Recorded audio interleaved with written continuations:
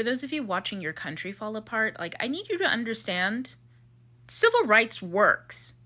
Like, the civil rights movement was about peacefully doing things that human beings and civilized people should be able to do. And then watching a certain group of people be completely unhinged, turn into maniacs and monsters, while also pretending like they believed in equity and had integrity.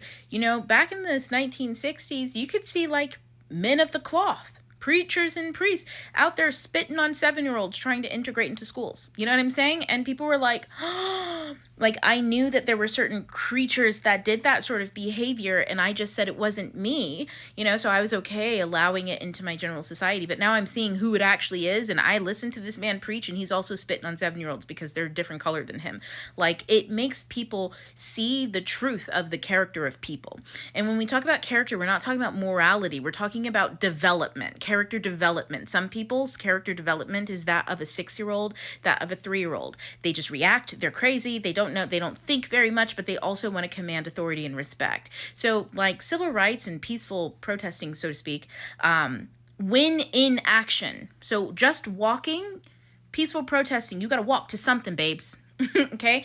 The peaceful protests of the 1960s, when black people were walking, they were walking to a civil rights like event. They were going to do something. You don't just walk and then talk. Okay? The talk was to say, look how eloquently we can express our views. And then now you can see us doing that thing. And then you can see for yourself, judge the character of the people that you choose to give authority to. Are these people adults who can have authority or not? So let me explain to you how, like, DEI, affirmative action, that stuff worked. The fact that it's being dismantled means that it worked. It worked. Okay, so here's my diagram. These are people of color, and this is just white people, okay? So the grays are the whites, and the people of color are obviously the 3 different colors of highlighters that I have. So in any particular industry, I don't care whether you sell stuff, whether you're in tech, whether you're in science, it doesn't really matter what industry you're in. You could be an artist. It really doesn't matter what industry you're in. They all vary a little bit, but for the most part, they all work like this. You go into the door, everybody's allowed in. People of color are allowed in, and also white people are allowed in. This is what we call desegregation, right? There are 2 ladders here, though, okay? Everyone who is here can go up this ladder. This guy quit. I just accidentally added one too many people. But this guy quit. And you see how there's a kingmaker?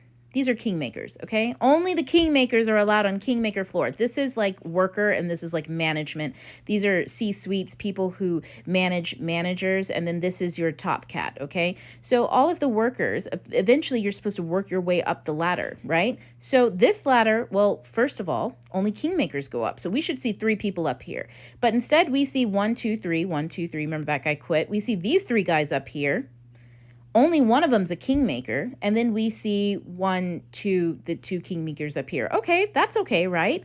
Because all the kingmakers got through, except for, no, what are these 2 guys doing here? What are these 2 guys doing here? We needed 5 kingmakers. Well, what they say in companies is, don't worry, we'll just train them. We think that they have the best potential.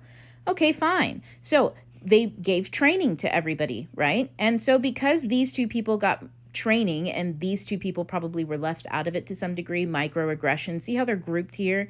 They go to lunch together, et cetera, et cetera.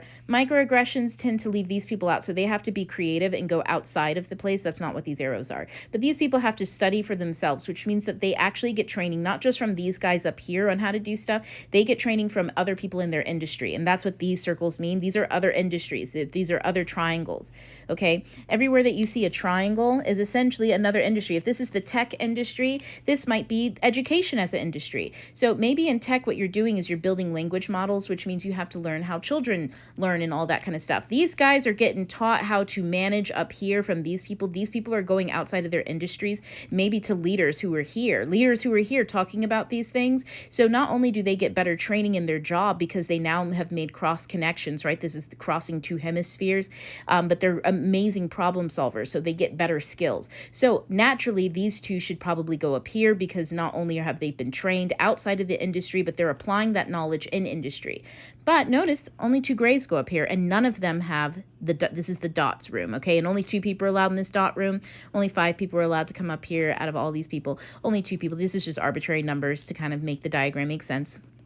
But so of the 2 people who are supposed to be up here, it should be these 2 people. But instead, we've just got 2 white people up there. Why?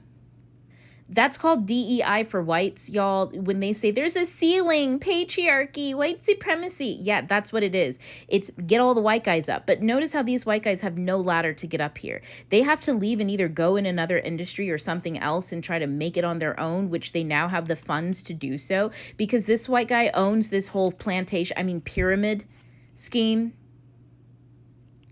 This guy owns it, so therefore he's never going to allow someone else to do it. He's only going to give it to somebody like maybe his kids or somebody else from another industry coming in that's already in his circle. They call this the country club. When you're in the club, you're in the club, and only the people in the club can circulate up here. These people up here, they're just happy to be able to have made it from their poverty-stricken areas to actually climb up. And they believe that it was all in their own merit, not that as each and every step of the way, they got a helping hand into a room and then had other people help them in that room and pull them up so that they could then go out and try to become this. That's what all the white guys thinks are going on, okay? And also white women to some degree. White women, you also get lumped in with people of color, which is why you guys commit some of the worst aggressions towards people of color, because you know that you're lumped in and that you have to compete with with the males in your dynamic, because as a white woman going into this space, you will be mercilessly bullied like your mother was, like all of the women in your lives beforehand. And also that man will treat you the same way that he's been taught to treat women in his lives based on how he interacts with women in his life. And they know that. They know that that would make you a threat. So of course they're never going to let you in these spaces. And that when they do, they have to then go around, take over the country so that he can kick you out of that space, because then you'll realize that like the real game, which is that they tricked you into staying home and they tricked you out of your position of power to be able to create your own pyramids. I mean, a lot of them go out, think about all the MLM schemes and stuff like that. Where women dominate, they're considered the shittiest pyramids that there ever have existed. And yet you've got like Dump Truck Tower. That is nothing but a pyramid scheme that is losing money all the time, that doesn't actually incur or make anything. And yet he's a tycoon. And all of you who do your weird MLMs, you all are just dumb. Even if your MLMs actually pull in more money in industries like astronomically, because you have a better selling base. Why? Because you're around people of color and they invite you in, so they teach you how to be actually like ethical to some degree and how to make connections with people. So that means that you're a better snake in a room. So you tend to do better. They know that you do better. That's why they keep you down here with the rest of us. Yeah. So affirmative action, DEI, all of that stuff actually worked, because it's just like the civil rights era where you do something peacefully, so then you can see who the maniacs in the room are, and everyone who's been abating and abiding those maniacs in the room, justifying their behaviors, justifying why they're the only ones who get to go up the ladder. Everyone who clings to white DEI is being outed. And when they're outed, they get uncomfortable because then they're with the maniacs in the room. So that's what we're seeing playing out. So, you know, if that's not you, chill, go create something, okay? You don't need to participate in white man's MLM scheme.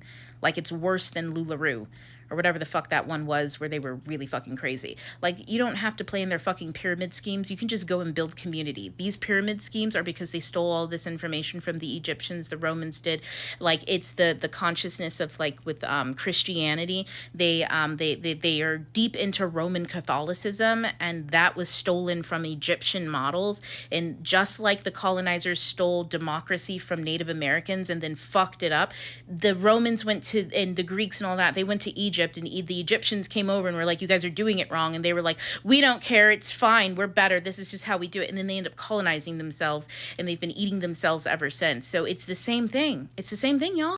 The newest iteration of the Romans stealing from the Egyptians was the Americans coming over here and stealing from indigenous people democracy. And then 200 something years later, what did the natives say would happen 7 generations later? Because they are the ones who built this thing, and they know how to do it, like, not as an unethical pyramid scheme, but actually as community actualization. Oh my goodness. They said you can't have slaves and you can't steal people's spiritual sovereignty. You can't dictate who goes up the ladder. You have to allow that to happen naturally. Oh my God. And then they didn't listen. And then what happened 7 generations later? Oh my God. So welcome to the next generation of the civil rights era, everybody.